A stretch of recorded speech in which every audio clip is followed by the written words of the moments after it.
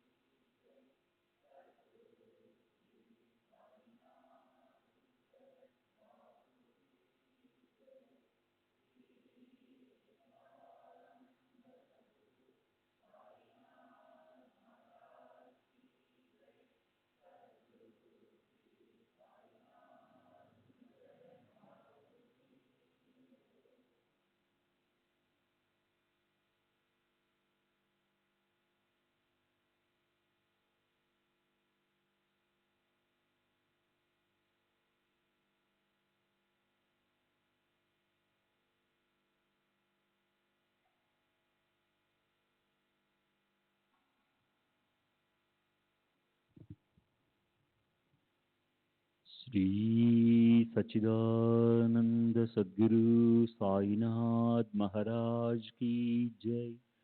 सद्गुरु श्री साईनाथ शरद बाबू जी की जय। శ్రీ సాయినాథాయ నమః. శ్రీ సాయిబాబా సత్య చరిత్ర 51వ అధ్యాయం. నిన్నటి తరువాయి.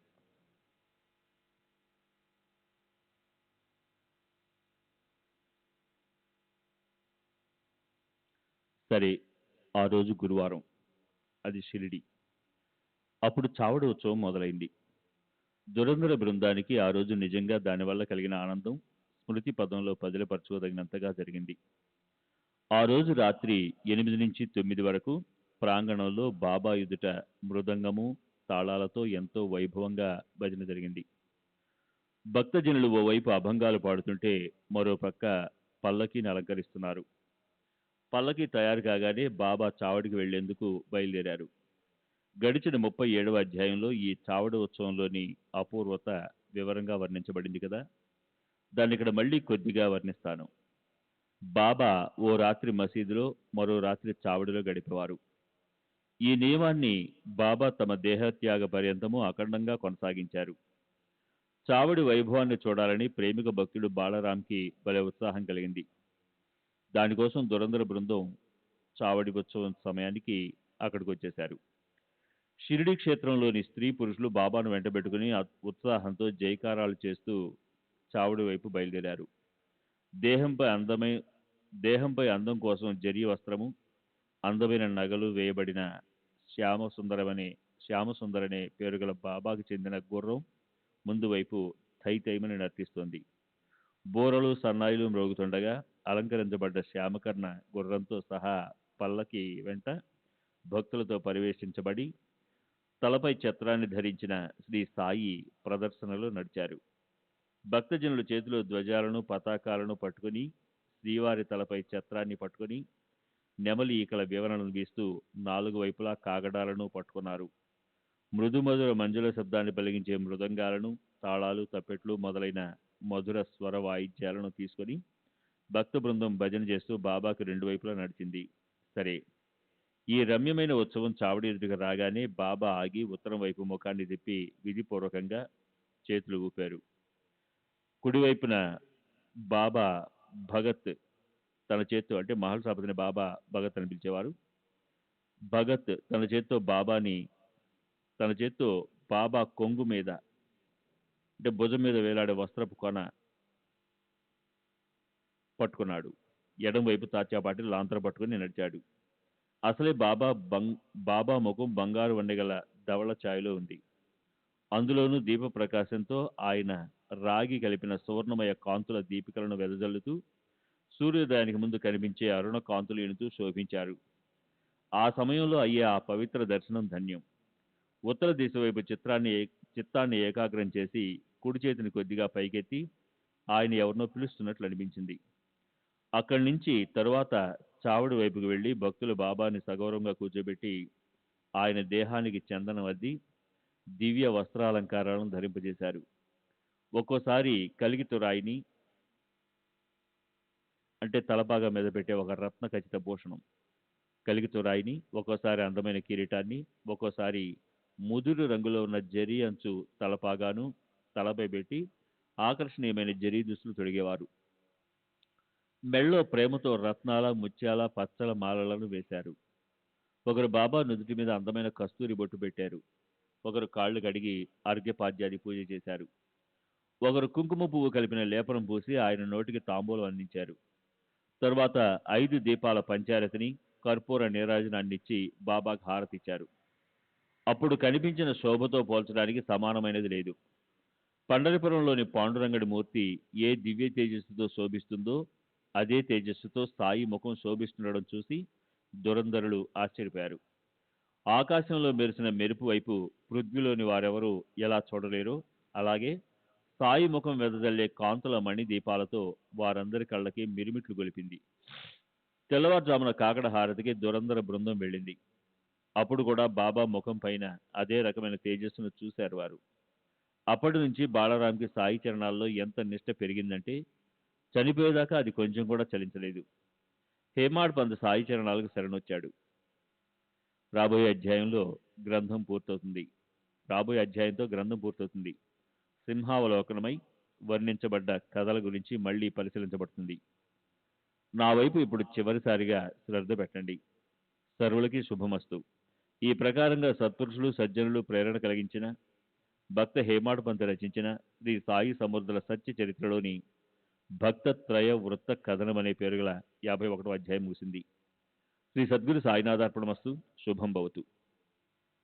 श्री सच्चिदानंद सद्गुरु साईनाथ महाराज की जय। सद्गुरु श्री साईनाथ शरद बाबू जी की जय।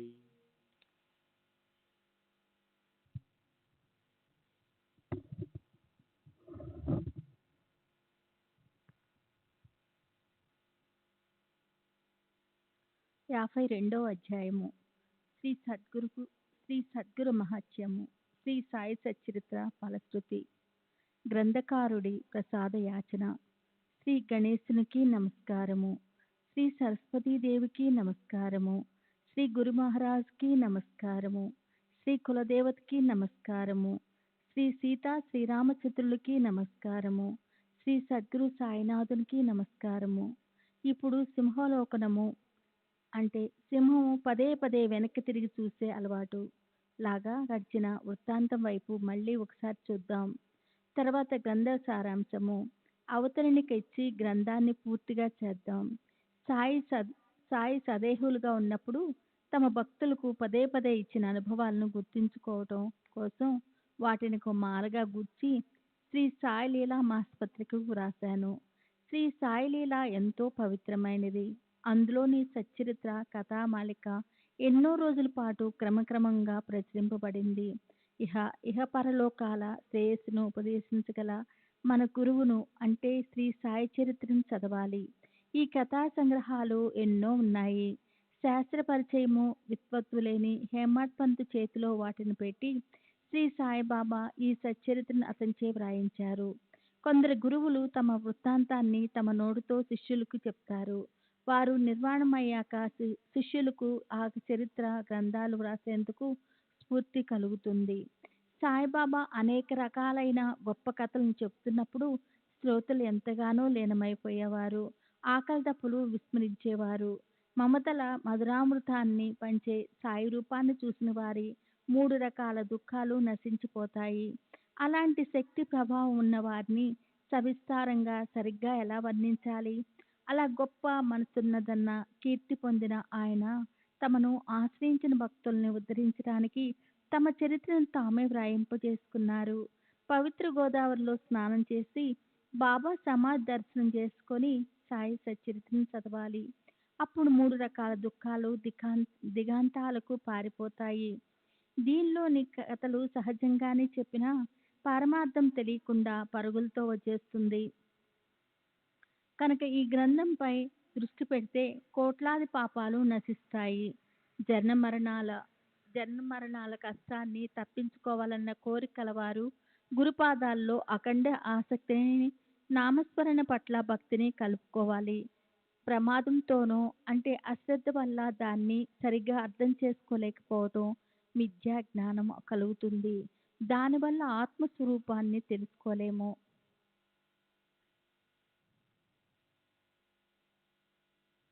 దానివల్ల సర్వ అనార్థాలకు మూల కారణమైన జన్మ మరణాల పరిభ్రమణ ఉత్పన్నమవుతుంది. మోహం అంటే తప్పుడు జ్ఞానము. ఏది ఆత్మ కాదో అంటే ఉదాహరణకి శరీరము, మనస్సు, ఇంద్రియాలు మొదలైనవి దాన్ని ఆత్మగా భావించి దాన్ని గురించి అభిమానం పెట్టుకోవటాన్ని విద్వాంసులు మృత్యువు అని అంటారు. సాయి కథ అనే సాగరాన్ని చిలికి చెప్పిన నవమోన్మహనోష్టమైన మధురములు తొణికిసలాడే సాయి కథలను వింటే శ్రోతలకు అధపతనం తప్పిపోతుంది. సాయిబాబా సగుణ సాకార స్వరూపాన్ని చక్కగా ధ్యానిస్తే సగుణ రూపం లోపించి స్వతహాగా ఉండే ఆయన ఆత్మ, ఆయన అతి సూక్ష్మ స్వరూపం ప్రకటమవుతుంది. సగుణ రూపంలో ప్రవేశించకపోతే ఆత్మస్వరూపం తెలియదు. నిర్గుణ పరబ్రహ్మను సంపూర్ణంగా తెలుసుకోవడం కష్టమవుతుంది. ఆయన తమ భావిక భక్తులకు ప్రేమతో తమ పాదాలను బలవంతంగా చూపించి దేహం ఉండి కూడా దేహాన్ని విస్మరింపజేసి తెలియకుండానే వారిని పారమార్థిక మార్గంలో పెడతారు. సాగరాన్ని ఆలింగనం చేశాక నది తన నది అనే గుణాన్ని మర్చిపోయినట్లు అలా భక్తులు శరణ వచ్చాక వారి అన్యత్వాన్ని ఆయన పోగొడతారు. రెండు దీపాలు పరస్పరము ఆలింగనం చేసుకొని ఒకటయ్యాక వెంటనే వాటి వేరుతనం నశించిపోతుంది. ఏకత్వం మూలంగా వాటి ప్రకాశం ఒకటే అయిపోతుంది. కర్పూరాన్ని దాని సుగంధము, సూర్యుడిని అతని ప్రకాశము, బంగారాన్ని దాని వన్నె నిశ్చయంగా ఎన్నటికీ వదిలిపెట్టవు.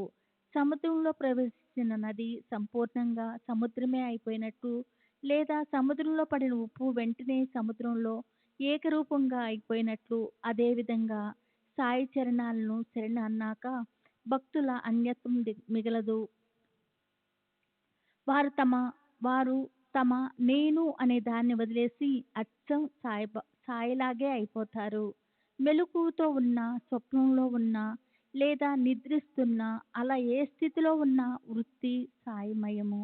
అయితే సంసారాన్నించి నివృత్తి అంటే సంసార ఉపాధి పరిత్యాగము కాక మరేమవుతుంది? సరే, ఇప్పుడు బాబా పాదాలకు నమస్కరించి నేను అడిగేది ఇదే.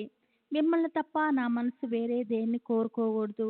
బ్రహ్మ నుంచి చిన్న మొక్క వరకు, కుండలోనూ లేదా ఇంట్లోనూ వ్యాపించి ఉండే ఆకాశంలాగా లోపల బయట సమస్త ప్రాణుల్లోనూ నిండి ఉండి, భేదభావం అసలు తెలియని, మానవమానాలను లెక్క చేయని, మనసుకి ఇష్టాలు లేని అందరినీ సమదృష్టితో చూసే ఆ సాయి సమర్థలకు శరణ విందాం. ఆయన్ని స్మరిస్తే కోరినవన్నీ లభిస్తాయి. ఆయన చరణాలపై సంపూర్ణంగా తలపెట్టి కృతార్థులమవుదాం. ఇప్పుడు సజ్జనులైన శ్రేష్ఠ శ్రోతలారా, మీకందరికీ నా నమస్కారము. మనది గొప్ప స్నేహము.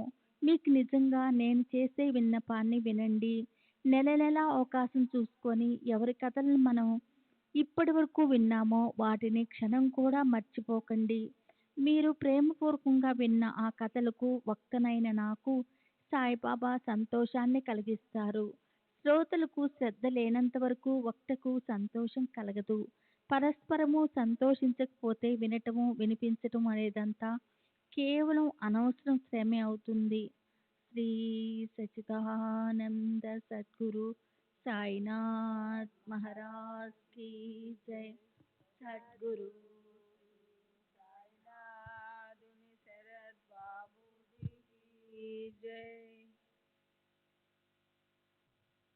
ఈ సంసార సాగరాన్ని తరించడం చాలా కష్టం. దీనిలో మోహమనే అలలు అనివార్యంగా ఎగసిపడుతూ అవిచారం అనే తీరాన్ని ఒరుసుకుంటూ ప్రవహిస్తాయి. ధైర్యం అనే పెద్ద పెద్ద వృక్షాలు పడేస్తాయి. అహంకారం అనే గాలి వీచటం వల్ల ఈ భవసాగరం అంతా అల్లకల్లోలమై అక్కడ క్రోధము, ద్వేషము మొదలైన రూపాలతో మొసళ్ళు స్థావరం ఏర్పరచుకుని ఉంటాయి. నేను, నాది అనేవే మొసళ్ళు.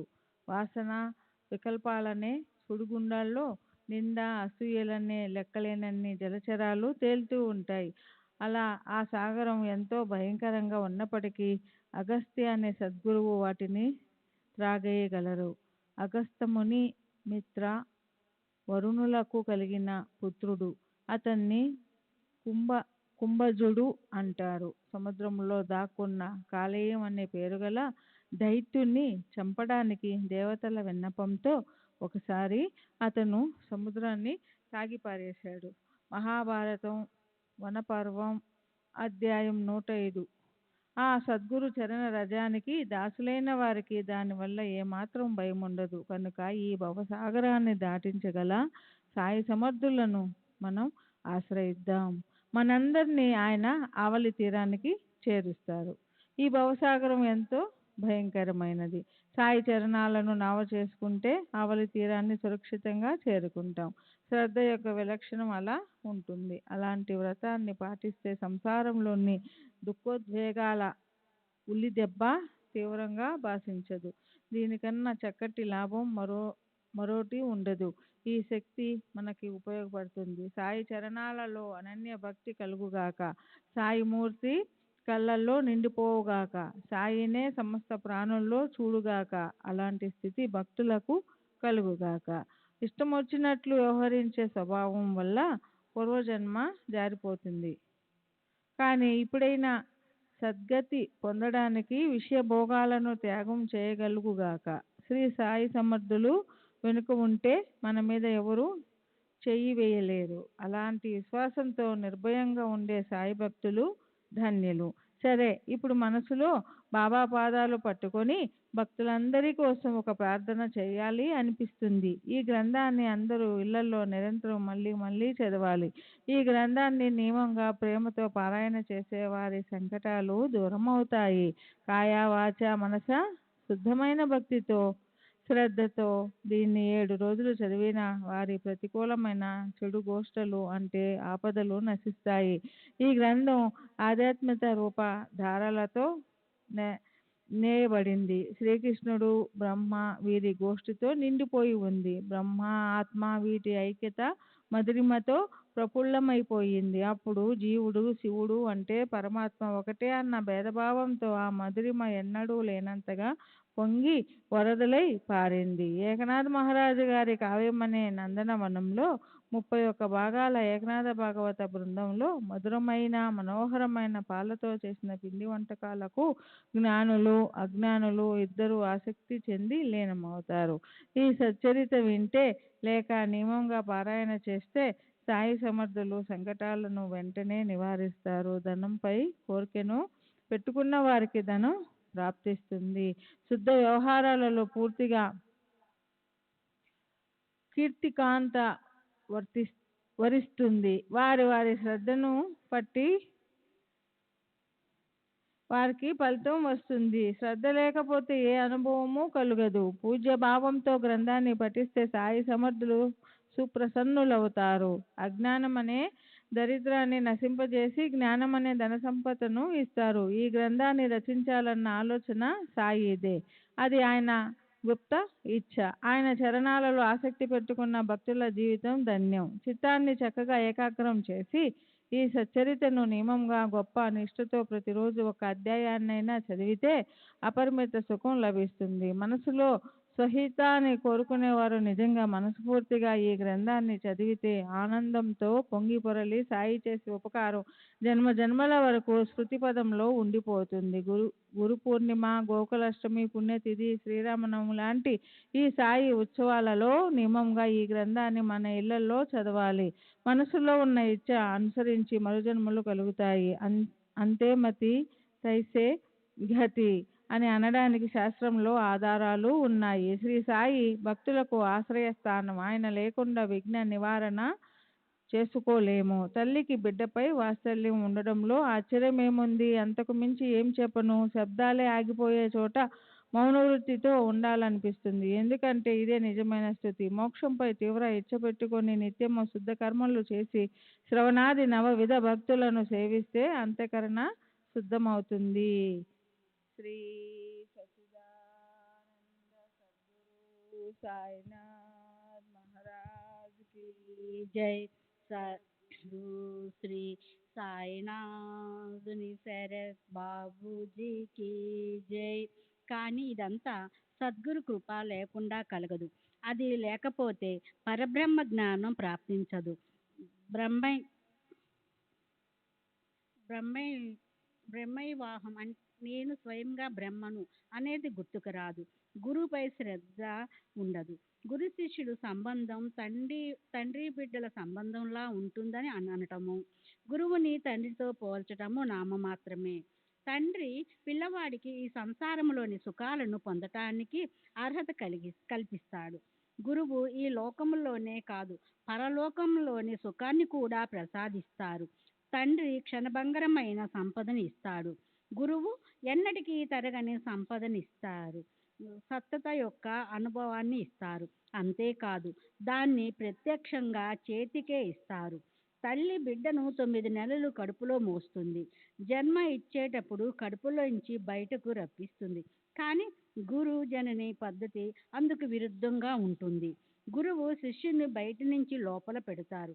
చివరకు గురు గురు అని నామస్మరణ చేశాక శిష్యుడికి సాయుధ్యముక్తి ఖచ్చితంగా లభిస్తుంది. వాళ్ళని గురువు స్వయంగా చంపితే ఆ శిష్యునికి పూర్ణ బ్రహ్మత్వం లభిస్తుంది. గురువు చేతి దెబ్బ జనన మరణాలను నశింపచేస్తుంది. గురువు ఎవరు దేహాల్ని అంతం చేస్తారో వాళ్ళకన్నా అదృష్టవంతులు మరొకరెవరుంటారు? గురువు ఖడ్గము, గద, గొడ్డలి, శూలము చేతిలోకి తీసుకుని శిష్యులను నిజంగా కొట్టినప్పుడు శిష్యుడికి నిజమైన జాగృతి వస్తుంది. అప్పుడు సద్గురువు మూర్తి కళ్ళెదుట కనిపిస్తుంది. ఎంత ఎంత పోషించినా ఎలాగైనా దేహము పడిపోయేదే. మరి పునర్జన్మను పోగొట్టుట గురువు నుంచి దేహము వధించబడితే అందులో తప్పేమిటి? ఓ సద్గురు, నన్ను చచ్చేదాకా కొట్టండి, నా అహంకారాన్ని సమూలంగా ఖండించండి, నాకు మళ్ళీ పునర్జన్మ రానటువంటి భయంకరమైన దెబ్బ ప్రసాదించండి, నా మంచి చెడు కర్మలను రెండింటినీ దగ్ధం చెయ్యండి, మంచి చెడు గుణాలను స్వాధీనంలో ఉంచండి, మోహం వల్ల పుట్టిన నా భ్రమను కూడా తొలగించండి, దానివల్ల నాకు సుఖం కలుగుతుంది, నా శంక కుశలంకలను తీసేసి నాకు స్థిరమైన దృఢమైన నిర్వకల్ప స్థితిని కలగజేయండి. శ్రీ సచ్చిదానంద సద్గురు సాయినాథ్ మహారాజ్ की जय. सद्गुरु साईनाथ दुनिसरत बाबू जी की जय. నాకు పుణ్యము వద్దు, పాపము వద్దు, ఈ జన్మలను తీసుకునే నిరర్ధకమైన శ్రమ వద్దు. మిమ్మల్ని శరణంటే మీరు నాలుగు పక్కల అంటే తూర్పు, పడమర మొదలైన అన్ని దిశల్లోనూ నిలబడి ఉన్నారు. అలాగే కింద పాతాళంలోనూ పైన ఆకాశంలోనూ అన్ని చోట్ల మీరే ఉన్నారు. నాలో కూడా మీరే ఉన్నారు. ఇంతకన్నా ఎక్కువేం చెప్పను. నేను నీవు అనే వేరు భావన పెట్టుకుంటే మనసుకు బాధ కలుగుతుంది. కనుక ఈ హేమాడ్ పంతు అనన్యంగా శరణు వెళ్ళి సద్గురు పాదాలను పట్టుకుంటాడు. పునర్జన్మ మరణ పరిభ్రమణలను తప్పించుకొని తనను తను ఉద్ధరించుకుంటాడు. హేమాడు పంతుని నిమిత్తం చేసుకుని తమ సచ్చరితను అసంఖ్యాక భక్తులను ఉద్ధరించడం కోసం ఆయన రచించారు. ఈ కృతి ఏమైనా చిన్న విషయమా? శ్రీ సాయి సమర్థుల ఈ చరిత్ర నా చేత రచించడం అనేది ఒక అద్భుతం. కాకపోతే సాయి కృప అనేది లేకపోతే పామరుణ్ణైన నేను దీన్ని రచించటం అసంభవం. సాయిబాబాతో నాకున్న సంబంధం కొద్ది రోజులది. మహాత్ములను గుర్తించగల శక్తి నాకు లేదు. శోధన దృష్టితో చూడగల సామర్థ్యం దేహంలో లేదు. ఏ విషయాన్నైనా సదా సంశయంతో చూడటం అనే అలవాటే ఉంది. ఎన్నడూ అనన్య భావంతో ఉపాసన చేసి ఉండలేదు. ఎన్నడూ ఏ క్షణం పాటు కూడా భజనలో కూర్చోలేదు. అలాంటి నా చేత తమ చరిత్ర వ్రాయింపజేసి లోకులకు చూపించారు. తాము ఇచ్చిన మాటలను నిలబెట్టుకోవడానికి ఈ గ్రంథాన్ని గుర్తు చేయించి ఆయన తమ బాధ్యతను పూర్తిగా నెరవేర్చారు. హేమాడ్ పంతు అన్నది ఊరికే నామమాత్రమే. ఒకానొక దోమ అన్నింటిలోనూ శ్రేష్టమైన మేరు పర్వతాన్ని ఎత్తడం లేదా ఓ పిట్ట సముద్రాన్ని ఖాళీ చేయటం అనేది ఎప్పటికైనా సాధ్యమా? కానీ వెనక సద్గురువు ఉంటే ఆ అద్భుతాలు చేయిస్తారు. సరే శ్రోతలారా, ఇప్పుడు నేను మీకు నమస్కరిస్తాను. ఈ గ్రంథం పూర్తయింది. చిన్న పెద్ద శ్రోతలందరికీ వరుసగా నా సాష్టాంగ నమస్కారం. చక్కని మీ సాంగత్యంలో సచ్చరితలోని ఈ కథా సప్తాహాన్ని నేను ముగించాను. వాస్తవానికి నేను ముగించాననటం మాత్రం నేనెవరిని? అది కేవలం వ్యర్థమైన అహంకారమే. సాయి సూత్రధారులుగా ఉన్న చోటే నేను పూర్తి చేశానని అనడానికి నేనెవరిని? అయినా క్లేశానికి మూల కారణమైన అభిమానాన్ని త్యాగం చేసి మన గురువుగారి సుగుణాలను పదే పదే గానం చేస్తారు. అంతఃకరణలోని తీవ్రతను తెలుసుకోగల ప్రబోధాత్మకమైన శబ్దాలని ఈ ధార్మిక కార్యాన్ని నేను ముగిస్తాను. ఇక్కడికి ఈ గ్రంథం పూర్తయింది. నా మనోవాంఛ నెరవేరింది. సాయి కార్యం పరిపూర్ణంగా ముగిసింది. నేను కూడా కృతార్థుడినైనాను. ఈ గ్రంథాన్ని పూర్తిగా చదివితే మనోకామనలు నెరవేరుతాయి. సద్గురు చరణాలను హృదయంలో పెట్టుకుంటే సంసార సాగరాన్ని దాటగలుగుతాం. రోగులకి ఆరోగ్యం ప్రాప్తిస్తుంది. దరిద్రులు ధనధాన్యులవుతారు. శంకలు కుశంకలు పెట్టుకునే వారికి స్థైర్యం కలుగుతుంది. నిరుపేదలకు దానం చేయగల శక్తి లభిస్తుంది. ఈ గ్రంథ పారాయణం చేస్తే భూత ప్రేతాలు పీడపోయి మూర్ఛలోగులకు నయమవుతుంది. ఈ గ్రంథం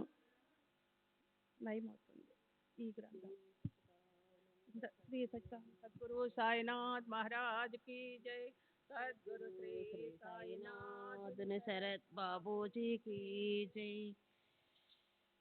ఈ గ్రంథం విన్నా చదివినా అది మూగవాళ్ళు, అంగవికలురు, కుంటివాళ్ళు, చెవిటి వాళ్ళకి కూడా సుఖదాయకమవుతుంది. మహాశక్తివంతుడైన పరమేశ్వరుణ్ణి మరిచిపోయిన అజ్ఞానమోహితులు కూడా ఉద్ధరింపబడతారు. మానవులై ఉండి రాక్షసుల్లా ప్రవర్తించి తమ జీవితాన్ని వ్యర్థం చేసుకునే ఈ సంసారం అంటే సుఖాలకి అలవాల అని అనుకునే అజ్ఞానులు కూడా ఉద్ధరించబడతారు. సాయినాథుల చేతులు చాలా లోతైనవి. ఆయన ఈ హేమట్ పంత్‌ని తమ కమనీయ చరణారవిందాల వద్ద శాశ్వతంగా కూర్చోపెట్టుకున్నారు. అతన్ని తమ సేవలో నియమించి ఈ సేవను చేయించుకొన్నారు. చివరికి జగత్తును నడిపించే బుద్ధికి ప్రేరణను ఇచ్చే సద్గురు చరణాల్లో నేను అత్యంత కృతార్థతతో లీనమై నా తలని సమర్పిస్తున్నాను. పైన 1వ ఓవిలో సింహావలోకనం చేసి అవతరణిక ఇచ్చి గ్రంథాన్ని పూర్తి చేస్తాను అని అనటం జరిగింది. కానీ అధ్యాయంలో అది కనిపించటం లేదు.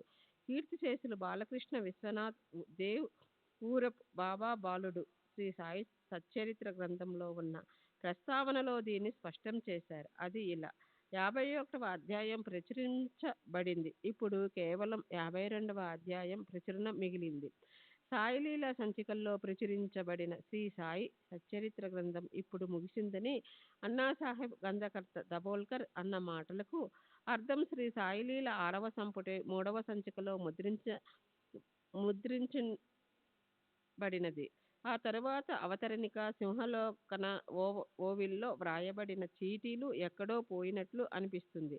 ఎప్పటి అలవాటు ప్రకారం అన్నాసాహెబ్ 52వ అధ్యాయం కూడా చీటీల మీదే వ్రాశారు. ఆ చీటీలు నా దగ్గరకు పరిశీలన కోసం వచ్చాయి. అందులోని ఓవీలు వరుస క్రమంలో లేవు. చీటీల్లో 20వ అంకం తర్వాత నుంచి ఉన్నాయి.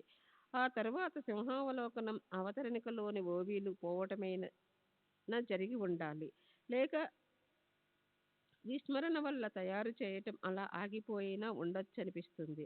ప్రస్తుత అవతరణిక అనే పేరుగల అధ్యాయాన్ని తయారు చేసి అది 53వ అధ్యాయం అంటూ గ్రంథంతో జత చేయబడింది. ఈ సమాచారంతో మహారాష్ట్రలోని ఎంతో ప్రాచీనం ప్రసిద్ధం అయిన శ్రీ గురుచరిత్రను అనుసరించి కీర్తిశేషులు అన్నాసాహెబ్ దబోల్కర్ తమ శ్రీ సాయి సచ్చరిత్ర కూడా అవతరణికతో సహా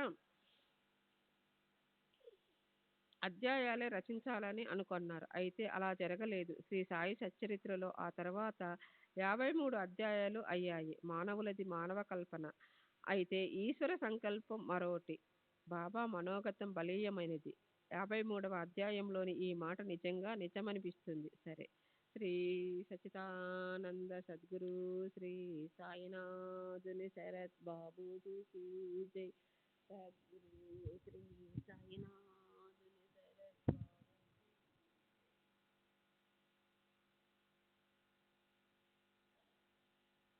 శ్రీ సాయి సచ్చరిత్ర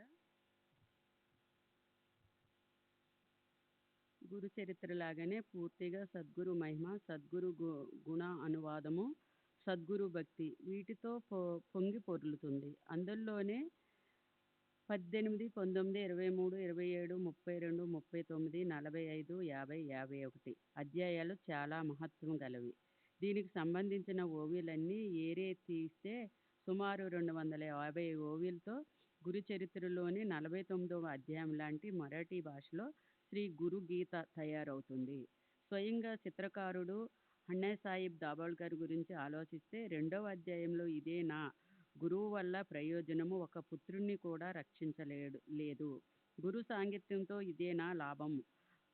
కర్మలా ఉంటే గురువు మాత్రం ఏం చేస్తారు? గురువు వెనక పరుగులు పెట్టడం ఎందుకు? సుఖం ఉన్న ప్రాణిని దుఃఖంలో పడేసుకోవడం ఎందుకు? ఎవరిని వారు ఉద్ధరించుకోవాలని స్మృతి వచనం గర్దిస్తుంది అని దృఢంగా చెప్పే అన్నాసాహెబు శ్రీ సాయిబాబా సాన్నిధ్యంలోనికి రాగానే 16వ అధ్యాయంలో ఇలా అంటారు: గురువు కన్నా గొప్పవారు, ఉదారులు త్రిభువనాల్లో ఎవరూ లేరు. శరణన్న వారికి ఆశ్రయమిచ్చి ఆయనకి శరణందాం. తరువాత 32వ అధ్యాయంలో అంటారు: మనసుని గట్టిగా బంధించి బుద్ధిని స్వాధీనం చేసుకుని మాయా మమకారాలు పూర్తిగా త్యాగం చేసి గురు శరణాలకు చక్కగా గుర్తించుకోవాలి. 42వ అధ్యాయంలో ఆయనకి తెలిసింది. అంటే సారాంశం, గురుకృప కలిగితే సంసారానికి చెందిన పునర్జన్మ భయాలు తొలగుతాయి. పరమశ్రేష్టకరమైన అంటే మోక్షానికి మార్గం తెరుచుకుని దుఃఖాలన్నీ సుఖాలుగా పరిణమిస్తాయి. నిత్యము సద్గురు శరణాలను స్మరిస్తే విఘ్నాలు కరిగిపోయి మరణానికే మరణం వచ్చే సంసార దుఃఖము విమర్శించబడుతుంది. చివరికి 52వ అధ్యాయంలో ఇలా అంటారు: చివరికి గురు అని స్మరిస్తే శిష్యుడు నిస్సందేహంగా సామర్థ్యము ముక్తిని పొందుతాడు. అప్పుడు అతని స్వయంగా గురువు చంపితే అతను పూర్ణ బ్రహ్మములో లీలమవుతాడు. గురువు చేత దెబ్బ జనన మరణాలను తీసేస్తుంది. గురువు గారిచే దేహాంతరము చేయబడిన వారికంటే అదృష్టవంతులెవరు? మన సద్గురు సాయినాథులకు విన్నపం చేస్తారు. చంపండి, చచ్చేదాకా చంపండి, నా అహంకారాన్ని సమూలంగా ఛేదించండి, పునర్జన్మ మళ్ళీ రాకుండా ఉండేంత భయంకరమైన దెబ్బలు వేయండి. సాయిబాబా నిజంగా అన్నాసాహిబు విన్నపాన్ని విని ఉండవచ్చు. ఈ చివరి అధ్యాయాన్ని వ్రాస్తూ ఉండగానే పైన చెప్పిన చివరి ఓవీలు రచించచేక తరువాత అధ్యాయం అసంపూర్ణంగా ఉండిపోయి అన్నాసాహిబు మరణించారు. గ్రంథం రచించేటప్పుడే సద్గురు మహిమను నిరంతరము 7 సంవత్సరాలు గానం చేస్తూ చివరికి ఆయన సద్గురు శరణాలలో లీలమైనారు. హేమాడిని శాశ్వతంగా తమ శరణాలలో నిలుపుకున్నారు. సాయినాథులు చేతలు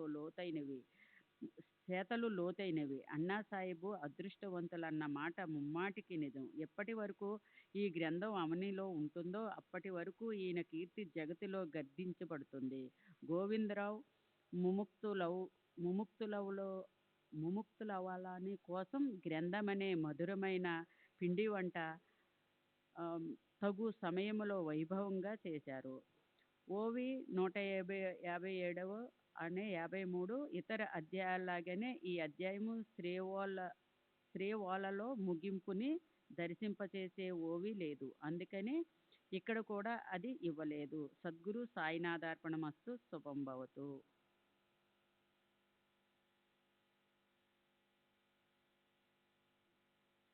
శ్రీ సచ్చిదానంద साईनाथ महाराज की जय। सद्गुरु श्री साईनाथ धुनी शरत बाबू जी की जय। 53వ అధ్యాయం అవతరణిక గ్రంథానికి చివర ఇచ్చే అధ్యాయాల సారాంశం. శ్రీ గణేశునికి నమస్కారము, శ్రీ సరస్వతి దేవికి నమస్కారము, శ్రీ గురు మహారాజుకి నమస్కారము, శ్రీ కులదేవతకి నమస్కారము, శ్రీ సీతారామచంద్రునికి నమస్కారము, శ్రీ సద్గురు సాయినాథునికి నమస్కారము. శ్రీ సాయి సాక్షాత్తు మూర్తిభవించిన పరబ్రహ్మే. ఆయన మహాత్ములకు సార్వభౌముడు. అనేక సిద్ధులు చేతితో ఉన్న కార్యదక్షత గల సద్గురువని ఆయనకు జగత్తంతా కీర్తి ఉంది. ఆయన బుద్ధికి ప్రేరణ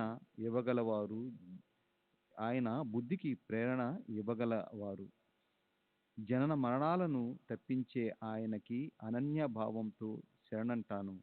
ఆయన పవిత్ర చరణాలకి నమస్కరిస్తాను. అప్పుడు సంసార భయాన్ని ఆయన తీసేస్తారు. గడిచిన అధ్యాయంలో మొదట సింహావలోకనం చేసి అవతరణిక ఇచ్చి గ్రంథాన్ని పూర్తి చేస్తాను అన్న మాట ఇస్తూ అహ్మద్ పంత్ అన్నారు. కానీ అలా జరగలేదు. అవతరణిక అని కేవలం గ్రంథ సారాంశాన్నిచ్చి దాన్ని రాయడం మర్చిపోయారేమో తెలియదు. గ్రంథాన్ని రాయటం ప్రారంభించిన వాళ్ళే చివరికి అవతరణిక ఇచ్చి ఆ రచనను పూర్తి చేయటం సర్వత్రా నియమం. కానీ ఆ నియమానికి అపవాదం, నియమానికి విరుద్ధత వస్తుంటుంది. దానికి ప్రత్యక్ష అనుభవం మనకిక్కడ కనిపిస్తుంది. మనం కోరుకున్నట్లు ఎక్కడా జరగదు. బాబా ఇచ్చ చాలా గొప్ప మహత్తు కలది. హేమడ్ పంత్ ఆకస్మికంగా మరణించారు. అందరి మనసులు దుఃఖించాయి. ఎవరికి ఏం తోచలేదు. అవతరణిక గురించి సమాచారం ఎవరికీ తెలియలేదు. అన్నాసాహెబ్ రచనలు దొరకడం కష్టమైంది. వాటి గురించి ప్రయత్నపూర్వకంగా అన్వేషించి ఆయన చిరంజీవి గజానన రావు అవసరమైనంత వరకే కాగితాలను నాకిచ్చాడు. అన్నాసాహెబ్ చాలా జాగ్రత్తపరుడు. చిన్న కాగితాలను కూడా వృధా కానిచ్చేవారు కాదు. ఏ పనైనా సరే చక్కగా చాతుర్యంతో చేయడం ఆయన స్వభావం. చిన్న చిన్న చీటీల మీద అధ్యాయాలు రాస్తూ వాటినే గ్రంథ ముద్రణకర్తలకు ఇచ్చేవారు. అనవసరంగా డబ్బు ఖర్చు పెట్టుటమన్న మాట ఆయన మనసుకి నచ్చేది కాదు. ఆయనకి సాటి ఆయన ఆయనకు సాటి అయిన వారు ఎవరూ లేరు. పాపం నిర్జీవమైన ఆ చీటీలను చూసి మెహమడ్ పంత్ మనసులో దయ ఉత్పన్నమైంది.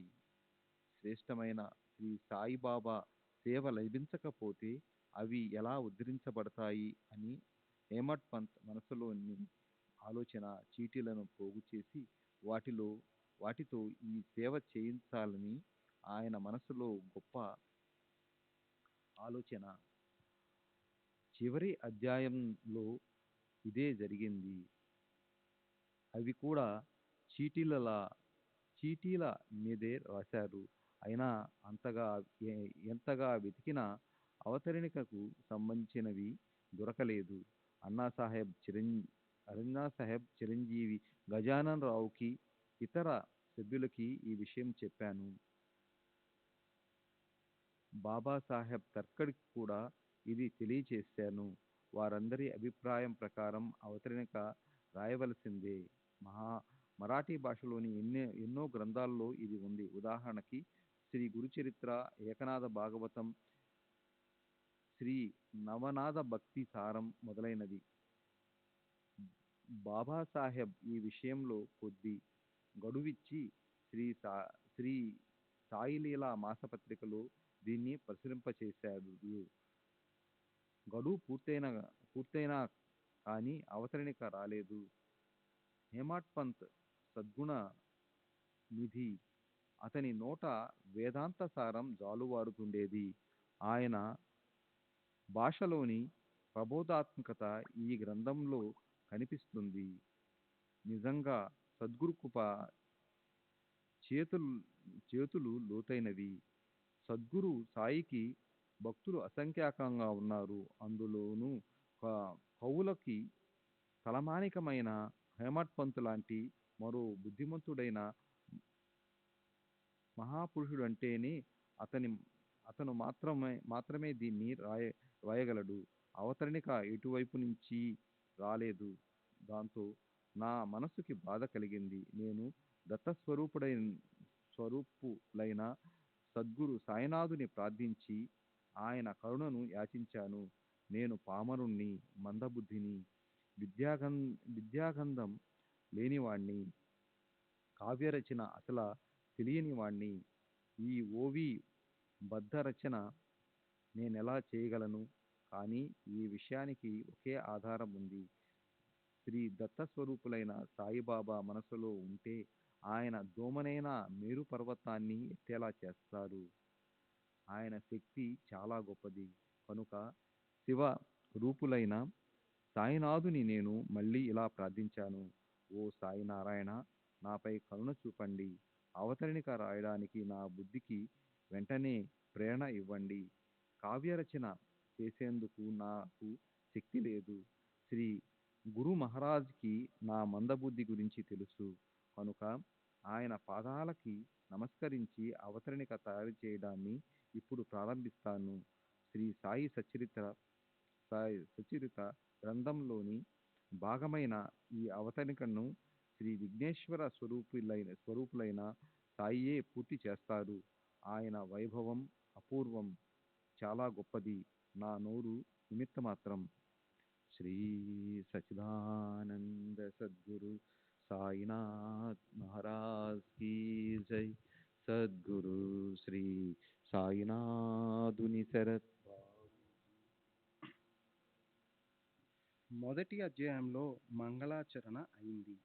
విఘ్నాలను హరించేవాడు, జగత్తుకి మూల కారణమైన శివ పార్వతుల మెడలోని తాయెత్తు అయిన శ్రీ గజాననునికి హేమటు నమస్కరించాడు. వాణిపై అపూర్వ ప్రభావము, బుద్ధికి అత్యంత చాతుర్యము అయి విశ్వాన్ని మోహింపచేసే, కోరిన వాటినన్నీ ఇచ్చే సరస్వతికి నమస్కారం చేశాడు. కుల గురువుకి ఆప్తులకి, ఆత్మీయులకి, గురుబంధువులకి, పరమేశ్వరుని సగుణ అవతారులే అయిన సత్పురుషులకి, సజ్జనులకి శరణు వెళ్ళటానికి యోగ్యమైనటువంటి మోక్షానికి గుప్తనిధి అయినటువంటి సద్గురు సాయిబాబాకి నమస్కరించాడు. చివరికి గోధుమలు విసిరే కథను చెప్పి కలరాని పూర్తిగా ఎలా తరిమివేశారో స్పష్టం చేస్తూ సాయిబాబా సామర్థ్యాన్ని వర్ణించారు.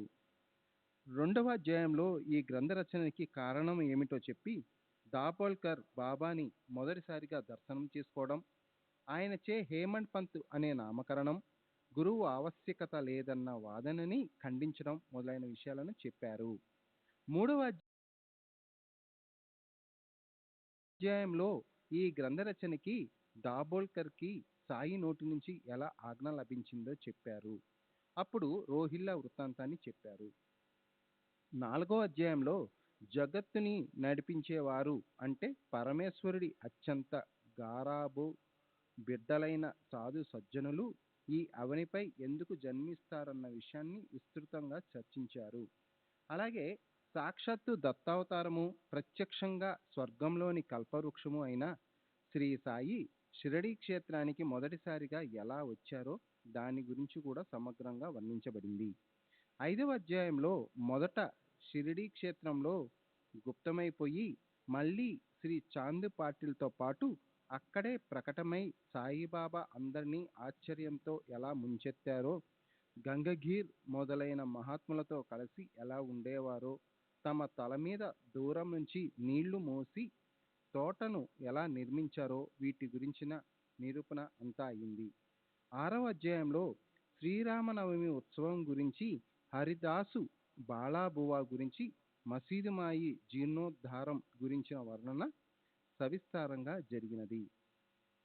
7వ అధ్యాయంలో బాబా ధ్యానస్థులవటం, ఖండయోగం, దౌతి ఇత్యాదులు చేయటం, హిందువులా ముస్లింలా నటించడం, మహాత్ముల మనోగతాన్ని తెలుసుకోవటం ఎంత కష్టమో అది వర్ణించబడినది.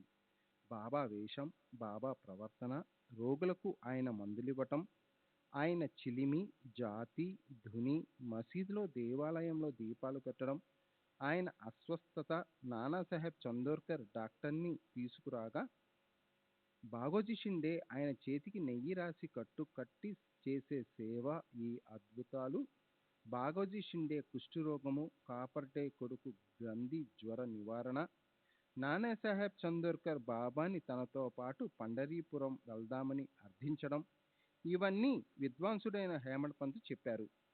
8వ అధ్యాయంలో మానవ జన్మ అపూర్వ మహిమ, సాయిబాబా భిక్షని యాచించే పద్ధతి, బయాజాబాయి చేసిన సత్పురుషుల సేవ, బాబా భోజన వైభవం గురించి వర్ణించబడింది. అలాగే బాబా, తాత్య, మహల్సాపతి వీళ్ళ ముగ్గురు మసీదులో ఎలా పడుకునేవారో, బాబాకి వాళ్ళిద్దరి మీద ప్రత్యేకంగా ఒకేలాంటి ప్రేమ ఎలా ఉండేదో, రహతా గ్రామానికి చెందిన కుశాల్ చంద్ షావుకారికి శాంతి, జ్ఞానాలకు నిలయమైన సాయిబాబాతో ప్రేమానుబంధం ఎలా ఏర్పడిందో, ఈ నిరూపణకు సంబంధించిన ఆనందం కూడా ఈ అధ్యాయంలో ఉన్నది. 9వ అధ్యాయంలో భక్త శ్రేష్ఠుడు తాత్యా పాటిల్ ఒక గొప్ప ఇంగ్లీషు వ్యక్తి, తాత్యా సాహెబ్ నోల్కర్ వీరు బాబా ఆజ్ఞను అతిక్రమించడం వల్ల వారికి కలిగిన ఘోర పరిణామము, భిక్ష యాచించటానికి బాబాకి గల అధికార లక్షణాలు, 5 రకాల మహాయజ్ఞం చేసి తెచ్చిన భిక్షాన్నాన్ని బాబా తినటం, దీని గురించిన వర్ణన గొప్ప చాతుర్యంతో జరిగింది. అలాగే కరుడు కట్టిన ప్రార్థనా సమాజానికి చెందిన బాబాసాహెబ్ ధర్కడ్ ఆ తరువాత ఏకనిష్ట గల సాయి భక్తుడిగా ఎలా అయ్యాడు అన్న కథ కూడా ఈ అధ్యాయంలో చెప్పబడింది. మొత్తం 4 మూరల పొడవు, అలాగే జానెడు వెడల్పు గల దూలానికి వ్రేలాడదీసిన చెక్క పలక మీద యోగీశ్వరులు బాబా నిద్రించడం, ఆయన షిరిడీలోకి ఎప్పుడు అడుగు పెట్టారో, ఎన్ని సంవత్సరాలు ఉన్నారో, దేహావసానం ఎప్పుడైందో దీని గురించిన హృద్యంగమ నిరూపణ 10వ అధ్యాయంలో అయింది. అంతఃకరణలో గురురాజు శాంతిగా ఎలాంటి ఇచ్ఛాలేని స్థితిలో ఎలా ఉండేవారో, అయినా బయటకు పిశాచ వృత్తిని ఎలా చూపించేవారో చెప్పబడింది. లోకంలో ఆదర్శం నెలకొల్పడానికి ఆయన ప్రవృత్తి నిత్యం నిశ్చలంగా ఉండేది. వేదాల్లో శాస్త్రాలలో చెప్పబడిన ధార్మిక లక్షణాలు తెలియచెప్పడంలో, పారమార్థిక ప్రాపంచిక శిక్షణ ఇవ్వటంలో, భక్తుల ఆభక్తుల మనసులను పరీక్షించడంలో సాయి సద్గురువు పద్ధతి విలక్షణంగా ఉండేది. ఈ విషయం గురించి బాబా ఆసనం, బాబా జ్ఞానం, బాబా స్వరూపం, బాబా గురుత్వానికి అధికారం, ఆయన సామర్థ్యము, గొప్పతనము వీటి గురించి కూడా వర్ణించబడినది. శ్రీ సచ్చిదానంద సద్గురు సాయినాథ్.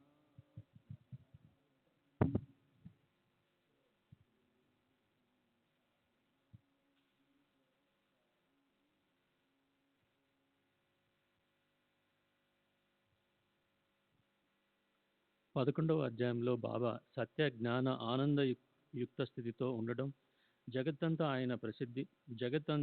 ఆయన ప్రసిద్ధి చెందడం, డాక్టర్ పండితుడి ప్రేమభక్తి, సిద్దిక్ పాల్కే పూజ్యభావం వీటిని గురించి వర్ణించబడింది. అలాగే కారు మబ్బులను సుడిగాలులతో కుండపోతగా వర్షించే వర్షాన్ని బాబా ఎలా ఆపారో, అగ్ని మీద ఆయనకు ఎలాంటి విలక్షణ ఆధిపత్యం ఉండేదో, సుడిగాలి నుండి బాబా అందరినీ ఎలా రక్షించారో వీటి గురించిన అందమైన సవిస్తర నిరూపణ అయింది. 12వ అధ్యాయంలో కాకా మహాజని నాసిక్కి చెందిన దుమాల్ వకీలు నానాసాహెబ్ నిమోన్కర్, ఒక రెవెన్యూ అధికారి, అతని రామభక్తుడైన డాక్టరు మిత్రుడు, వీరందరికీ చెందిన భిన్న భిన్న సందర్భాలు మధుర శబ్దాలతో వర్ణించబడ్డాయి. నాసిక్ నుంచి వచ్చిన అగ్నిహోత్ర బ్రాహ్మణుడు మూళే శాస్త్రి సంత్ గోలప్స్వామి శిష్యుడు. అతనెంతో అనుమానస్తుడు. సాయి దర్శనానికి చెందిన అతని అద్భుత కథను ఈ అధ్యాయంలో చెప్పబడింది. 13వ అధ్యాయంలో బాలా షింపే చలి జ్వరాన్ని నల్ల కుక్కకి పెరుగన్నం పెట్టి నయం చేయటం, బాబుసాహెబ్ బూటి కలరాన్ని ఆక్రుట్ పిస్తాలు తినిపించి నయం చేయటం, చెవి వ్యాధి ఉన్న ఆనంది స్వామిని కేవలం ఆశీర్వాదాలతో ఆరోగ్యవంతుని చేయటం, కాకా మహాజని అనుభవించే విరోచనాల బాధను వేరుశనగ పప్పు తినిపించి తొలగించటం, వీటి గురించిన వర్ణన అయింది. అలాగే కడుపు నొప్పి వ్యాధి పట్టుకున్న హార్దాభక్తుడు దత్తోపంతుని అందరి ఎదుట బాబా తమ కేవల ఆశీర్వాదంతో ఎలా ముక్తుని చేశారో, భీమాజీ పాటిల్ క్షయవ్యాధిని కేవలం విభూతి పెట్టి ఎలా తొలగించారో వీటి వృత్తాంతమంతా చెప్పబడింది. 14వ అధ్యాయంలో నాందేడ్కి చెందిన పార్సీ షావుకారు రతన్జీ అనే ప్రఖ్యాత వ్యాపారి పుత్ర సంతానం లేకపోవడంతో మనసులో దుఃఖితుడవుతాడు.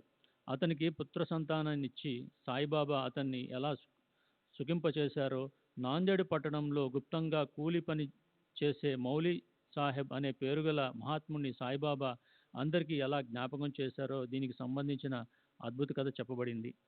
15వ అధ్యాయంలో దాసగణికి బాబా నారదముని చేసే కీర్తన పద్ధతి చెప్పారు. షోల్కర్ నియమాన్ని, అతనికి చక్కెర మరింతగా వేసి టీని త్రాగించి తొలగించటం, బల్లి చేసే శబ్దానికి ఔరంగాబాదు నుంచి వచ్చిన బల్లి మసీదులోని బల్లితో కలవటం గురించి అందరికీ చెప్పారు. ఈ కథలన్నిటి గురించిన వర్ణన జరిగింది. 16వ అధ్యాయంలో సంపత్తి గల ఓ వ్యక్తి సాయిబాబా కీర్తి విని బ్రహ్మజ్ఞానాన్ని పొందడం కోసం షిరిడి వచ్చాడు. బ్రహ్మప్రాప్తి కోసం కోరి ఉన్న వారి మనసుకి మొదట సంసారం పట్ల విరక్తి కలగాలి, ధనలోభం వదిలిపోవాలి. జోబులో నోట్లున్న బాబాకి 5 రూపాయలు అప్పు ఇవ్వలేకపోయిన వారికి బ్రహ్మం ఎలా లభిస్తుంది అన్న విషయం గురించిన మనోహరమైన కథలో సాయి ఉపదేశం చేసే పద్ధతి, హేమాడ్ పంత్ ప్రసాదయుక్త వాణి ఇవి పాలు చక్కెరల కలయికగా కలిశాయి.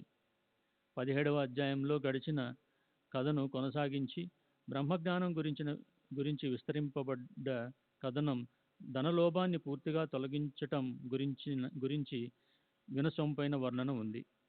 18వ అధ్యాయంలో సాటేకి చెందిన గురుచరిత్ర గురించిన కథ, రాధాబాయికి చేసిన ఉపదేశం గురించిన వర్ణన, హేమాడ్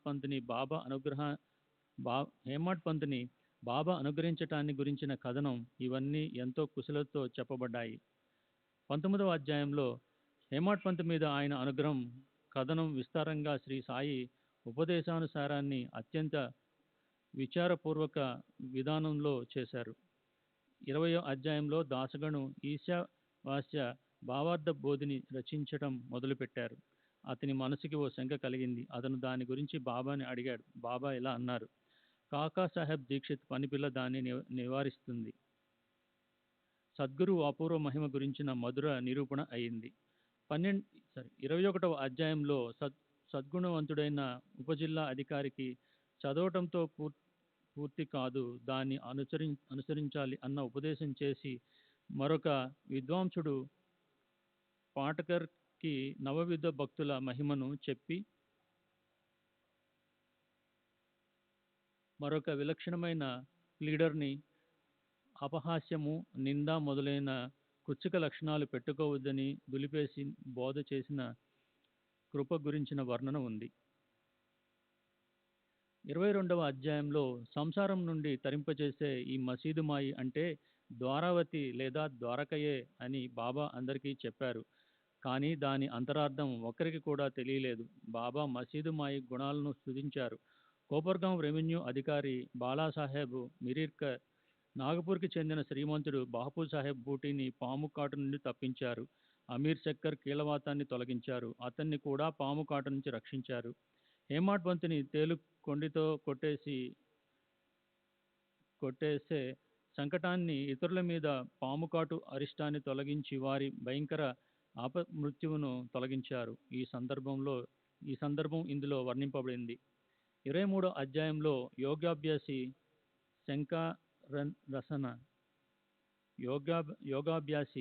శంకా నిరసన మాధవరావుని పాముకాటు సంకటాన్ని నుంచి రక్షించి బాబా అహర్నిశలు వెలిగే దుని కోసం అవసరమైన కట్టెలను సేకరించటం, మేకలను చంపే సందర్భం గురించి ఎంతో అందమైన వర్ణన జరిగింది. అలాగే బడేబాబా అసంతృప్తి స్వభావం ఎలా ఉండేదో చెప్పబడింది. ఎంత ఇచ్చినా అతనికి మరింత కావాలన్న కోరిక కలిగేది. గురు ఆజ్ఞను పాటించగల నిష్ట మాత్రం అసలు లేనేలేదు. అయినా అతన్ని బాబా ఎలా గౌరవించారో చెప్పబడింది. భక్త శ్రేష్ఠుడు కాకా దీక్షిత్కి గురువు ఆజ్ఞను పొందటంలో పరమ ఏకనిష్ట ఉండేది. అతన్ని పరీక్షించి లోకుల ముందు అతని విశిష్టతను చూపడానికి సద్గురు ఎలా లీలను చేశారో దీని గురించి విశిష్టమైన గొప్ప వర్ణన జరిగింది.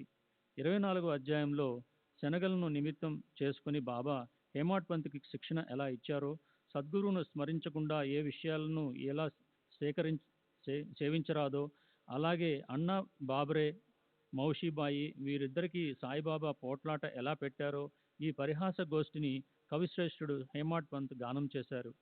25వ అధ్యాయంలో అహ్మద్నగర్లో ఉండే ఇత్తడి సామాను తయారు చేసే భక్తుడు దాము అన్నాకి పత్తి ధాన్యం వ్యాపారాలు చేయాలని ఎంతో కోరిక కలిగింది. కానీ ఆ వ్యాపారంలో అతను నిశ్చయంగా నష్టపోతాడని, మామిడి పండ్లు తింటే సంతానం ప్రాప్తిస్తుందని జ్ఞానస్వరూప సూర్యుడైన శ్రీ సాయి చెప్పిన మాటల గురించిన నిరూపణ అయింది.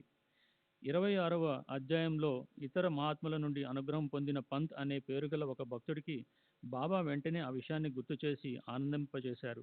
భక్తుడు హరిశ్చంద్ర పితలే కొడుకు మూర్ఛతో బాధపడుతుంటే ఆ పిల్లవాడి వ్యాధినంతా తమ కేవల కృపాదృష్టితో దూరం చేశారు. పితలేకి ఇదివరకు 2 రూపాయలిచ్చామని చెప్పి ఇంకా 3 రూపాయలిచ్చి వాటిని పూజించమని చెప్పారు. దీని గురించి సమ్మోహనకరమైన వర్ణన జరిగింది. 27వ అధ్యాయంలో ఏకనాథ భాగవత గ్రంథాన్ని తనకు ప్రసాదంగా ఇవ్వాలన్న ఇచ్చతో కాకా మహాజని బాబా చేతికి ఇవ్వటం, బాబా దాన్ని మాధవరావుకి ఇవ్వటం గురించి చెప్పబడింది. అలాగే ఒక రామదాసి గ్రంథంలో ఉన్న విష్ణు సహస్రనామ గ్రంథం అతనికి తెలియకుండా బాబా తీసుకోవటం, దాన్ని కూడా మాధవరావుకే ఇవ్వటం, ఆ ప్రకారంగా విష్ణు సహస్రనామ గ్రంథాన్నిచ్చి శ్యామరావు మీద దయాసాగులైన సాయి అనుగ్రహాన్ని ఎలా చూపారో ఆ వర్ణన ఉంది. 28వ అధ్యాయంలో శాంతాక్రూజ్ భక్తుడు లక్ష్మీచంద్ మున్షి,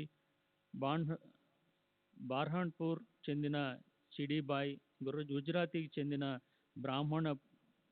బ్రాహ్మణ పుణ్యాత్ముడు మేగుడు, వీరు ముగ్గురు బాబా చరణాల వద్దకు ఎలా వచ్చారో, వీరందరికీ స్వప్నంలో దర్శనాన్ని ప్రసాదించి వాళ్ళకి మెళుకువ వచ్చాక దాన్ని ఎలా అనుభవంలోకి తెచ్చారో దాని గురించి సాయి జననికి చెందిన ఎవరికీ అర్థం కాని విషయాన్ని ప్రేమతో చెప్పారు.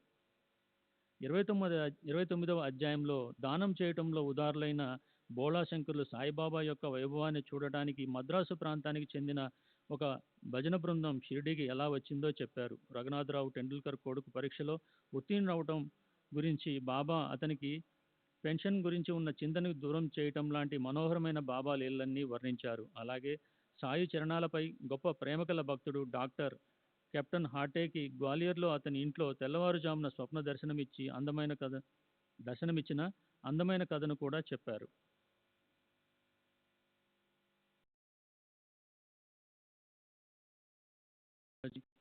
సద్గురు శ్రీ సాయినాథుని శరత్ బాబూజీకి జై.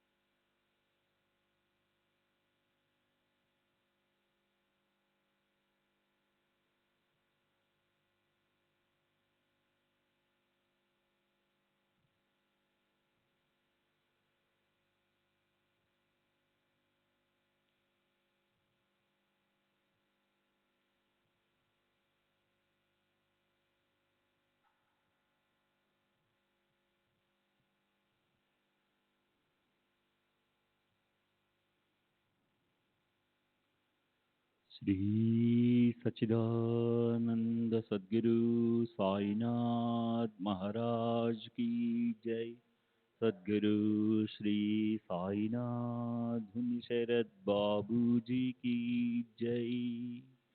साई रहम नजर करना, बच्चों का पालन करना. साई रहम नजर करना, बच्चों का पालन करना. जाना तुमने जगत पसारा, सब ही झूठ जमाना. जाना तुमने जगत पसारा, सब ही झूठ जमाना.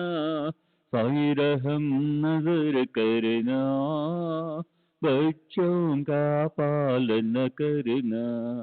साई रहम नजर करना, बच्चों का पालन करना.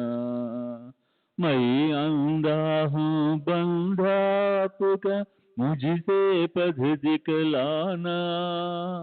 मैं अंधा हूँ बंधा आपका, मुझसे पथ दिखलाना. साई रहम नजर करना, बच्चों का पालन करना.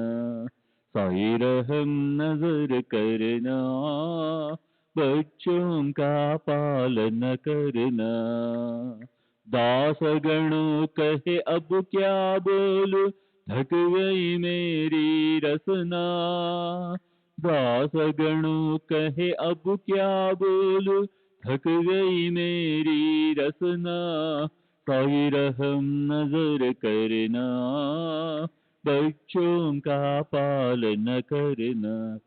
साई रहम नजर करना, बच्चों का पालन करना, रहमो नजर करो अब मोरे साई, तुम बिना नहीं मुझे माँ बाप बाई, रहमो नजर करो मैं अंधा हूँ बंदा तुम्हारा, मैं अंधा हूँ बंदा तुम्हारा, मैं ना जानू मैं ना जानू मैं ना जानू अल्लाह इलाही, रहमो नजर करो रहमो नजर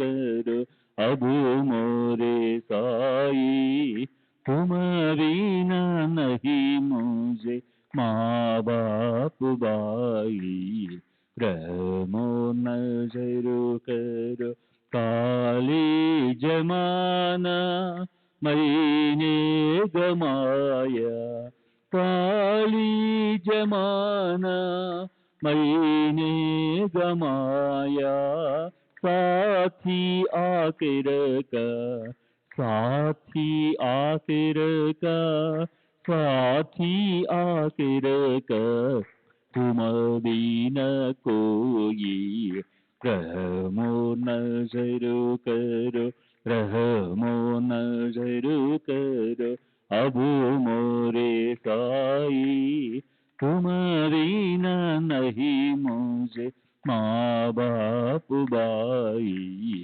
रहमो नजर करो अपने मस्जिद का झाड़ू गणो है, अपने मस्जिद का झाड़ू गणो है, मालिक हमारे लिख हमारे मालिक हमारे, तुम बाबा साई, रहमो नजर करो रहमो नजर करो अब मोरे साई, तुम बिना नहीं मुझे माँ बाप बाई, रहमो नजर करो।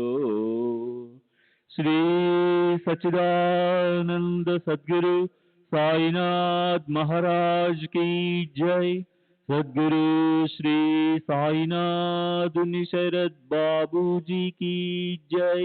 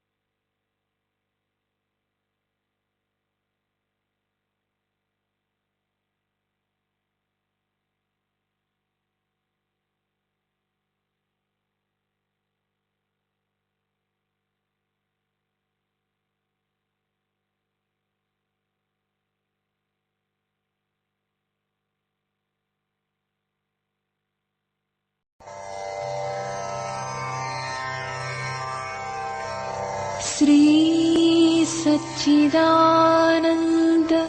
सद्गुरु साईनाथ महाराज की जय।